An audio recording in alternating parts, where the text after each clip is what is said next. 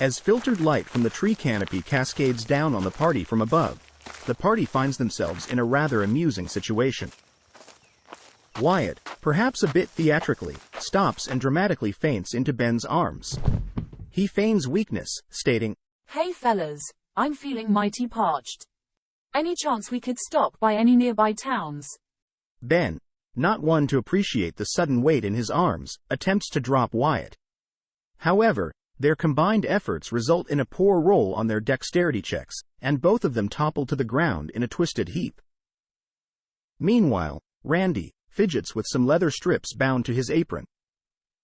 However, seeing the commotion unfold, seizing the opportunity presented by the chaotic scene, he decides to attempt a bit of pickpocketing. Unfortunately for the gnome, his roll isn't in his favor, and he is unsuccessful in his attempt. Thomas, observing the interactions with a mixture of amusement and caution, takes a step back, choosing to remain uninvolved in the comedic tumble. The forest tunnel echoes with the sounds of laughter and shuffling leaves as the party members sort themselves out. Despite the momentary chaos, there's a sense of camaraderie among them. The scene takes a sudden and dramatic turn. Ben, looking at Randy with suspicion, questions him directly. "Did you just try to steal me gold?" With a roll of 17 against Randy's 3, it's clear that Randy's feeble denial doesn't hold up. His face flushes with guilt and fear. In a sudden surge of rage, Ben stomps towards Randy, his fist raised and aimed for Randy's nose. Randy is too close to react in time, and he takes the full force of Ben's blow, dealing 3 damage and causing a nosebleed. Not to be outdone, Wyatt, equally incensed by Randy's actions, launches his own attack. He delivers a powerful kick to Randy's shin, achieving a critical success and dealing a whopping 6 damage. The nightmarishly loud sound of a bone snapping echoes through the woods. Instantly filled with remorse, Wyatt's elven instincts kick in, and he rushes to Randy's side. He hugs Randy's writhing form, his body heat working as a natural healer.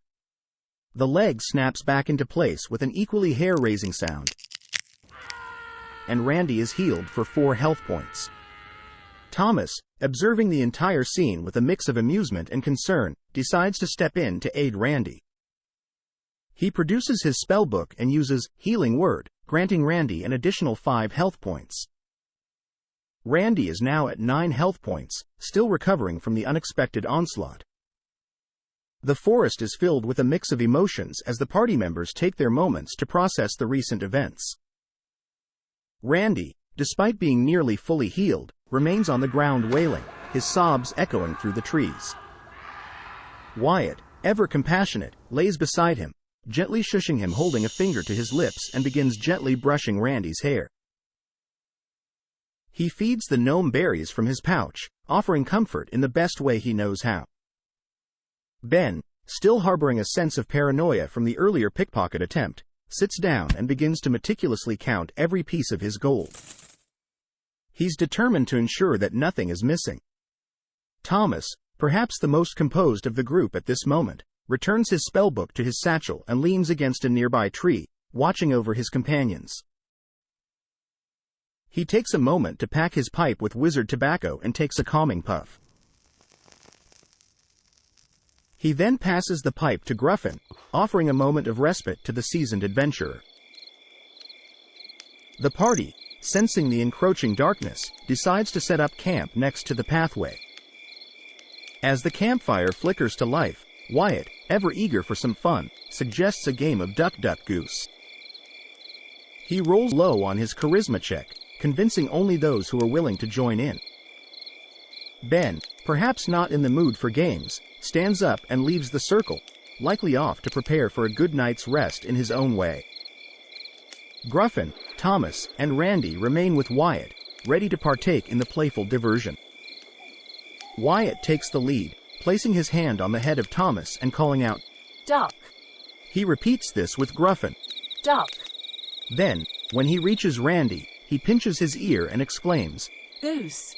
Randy, filled with enthusiasm, hops up and starts chasing Wyatt around the campfire. However, things quickly take an unexpected turn. Randy rolls a 6 on his dexterity check, causing him to trip and start tumbling end over end.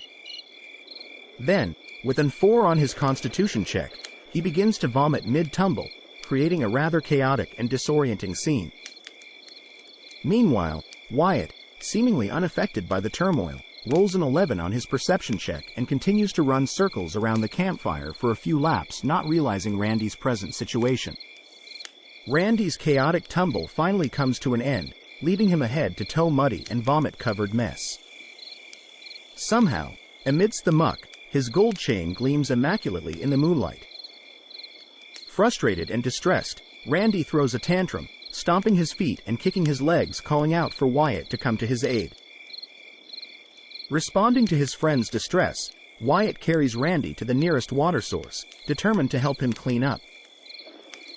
Once they reach the water, Randy seizes the opportunity to convince Wyatt to go through his pockets, despite a less-than-ideal charisma roll of 11. Their close connection and shared experiences seem to play a role in Wyatt's willingness to assist. Back at the campfire, Thomas and Gruffin exchange puzzled looks, unsure of what to make of the scene unfolding before them. Deciding it's time to call it a night, Thomas heads to his bedroll, seeking some much-needed rest. In the quiet night, Wyatt, carrying Randy in his arms, with Randy's hands rummaging in his pants pockets, wades into the water. As they immerse themselves, they begin to wash away the grime and muck, each taking care to help the other. Amidst this intimate moment, Wyatt looks into Randy's eyes, a sense of curiosity and connection in his gaze. You know, I've never been this close to a gnome this beautiful before, Wyatt says, his voice soft and filled with genuine interest. Randy, while appreciative of the sentiment, offers a playful response. Let's save this for the tent. Hearing this exchange, from a distance, Thomas, laying in his tent, waves his hand and magically deconstructs his other tent that was set up for them beforehand. Meanwhile, near the water's edge, Ben lies in his sleeping hole, unable to escape the sounds of Wyatt and Randy's conversation. His night is punctuated by soft sobs as he processes his emotions in solitude. The forest is now filled with the quiet sounds of water flowing and the occasional sobs of a lonely dwarf. As night settles over the forest, the group of adventurers find their respective spots to rest. With the tent deconstructed, Wyatt and Randy opt for a more elevated sleeping arrangement, finding a comfortable spot in a treetop. They settle in, cuddling, finding solace in each other's presence. The forest is now quiet, save for the occasional rustling leaves and the soft sounds of nighttime creatures. The moonlight filters through the canopy, casting a gentle glow over the sleeping adventurers. As they close their eyes, each member of the party drifts into a deep and restful slumber, preparing for the adventures that await them on the morrow.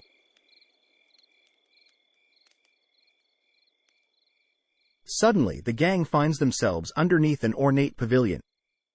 Plants stretch up the beams, the leaves and stems weave together over the rafters and merge over the ridgeboard, casting ample shade on the deck underneath the awning. Before the group stretches an expansive walled property teeming with flowering plants. They find themselves in a tranquil garden, bathed in soft light. The air is filled with the scent of blooming flowers, and the ground is covered in a plush carpet of vibrant moss. A gentle breeze carries with it the distant sound of wind chimes.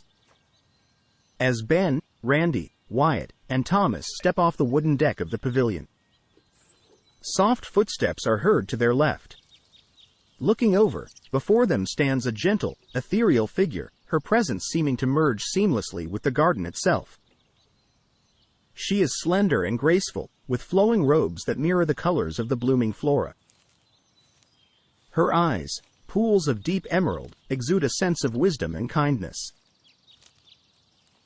She wears a circlet adorned with delicate blossoms, and their hair, which seems to be woven from threads of ivy and sunlight, cascades down in loose waves. Welcome, I am the tender of the memory garden.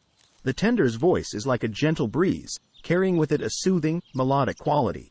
When she speaks, it is as if the very essence of the garden itself is offering guidance and comfort. As the gang approaches, the tender greets them with a warm smile, her eyes twinkling with a knowing light. They radiate a sense of calm assurance, assuring the adventurers that they are in a place of safety and significance. What is this place? Ben questions. This The tender smoothly gestures around the party. is the memory garden. Any adventurer that reaches this place is surely out there making memories to last a lifetime. The tender begins to lead the group into the garden. A sweet aroma surrounds the party as flowers bloom right before their eyes. This place acts as She pauses, thinking for a moment. a repository of experiences, a library of sorts for memories. The tender explains. What do you mean, look back? Questions Thomas. The tender gestures to a flower blossom. On closer inspection, the stamen begin to move mesmerizingly. Working in conjunction, the stamen paint a clear picture of a significant or impactful memory in the mind of the viewer. Once the memory has finished, the flower closes, the petals pulling in tightly together. The party begins to make their way around the garden, experiencing various memories of their past. Ben fondly views a memory of a particularly lucrative trade deal he conducted years ago as a trader.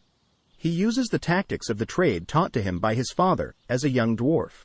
Then, wandering a bit far off from the group, he encounters a white rose, unlike any of the other flowers in the garden. As this rose opens, it exposes a deep crimson pistil. This flower reveals to him a troubling memory.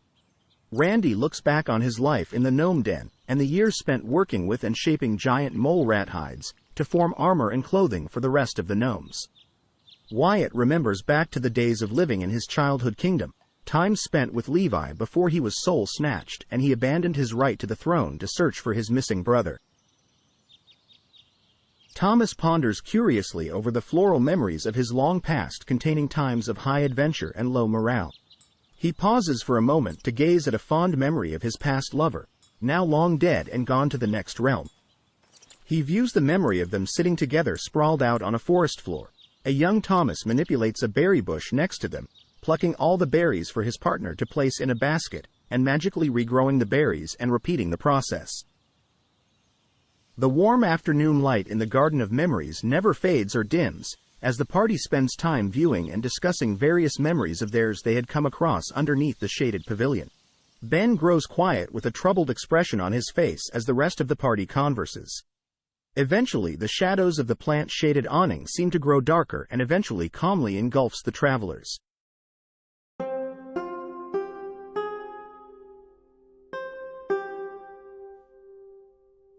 As the morning light filters through the trees, the campsite comes to life with the bustle of morning activities. Birds sing their cheerful tunes, and the forest seems to awaken alongside the adventurers. Ben, with his usual casual swagger, strolls into the campsite. Spotting Thomas, he quietly pulls him aside, seeking a remedy for some of the painful memories he had experienced the night before. However, Thomas, despite his magical abilities, doesn't have an elixir for such purposes. He advises Ben that neighboring towns may offer solutions to help him find some peace. Meanwhile, after spending the night alone up in the tree with Randy, Wyatt paces the campsite with an awkward gait, almost limping. The reason for his discomfort remains a mystery. On a completely unrelated note, Randy takes it upon himself to go around the campsite, giving high fives to every member of the party, a cheerful grin on his face. The campsite is now filled with a mix of anticipation and camaraderie as the adventurers prepare for the day ahead. What will be the next course of action for the party members as they gear up for the day's adventures? With a renewed sense of purpose, the group packs up their campsite, ensuring that they leave no trace behind. As the last of their belongings are secured, they set off down the trail, their footsteps echoing through the forest.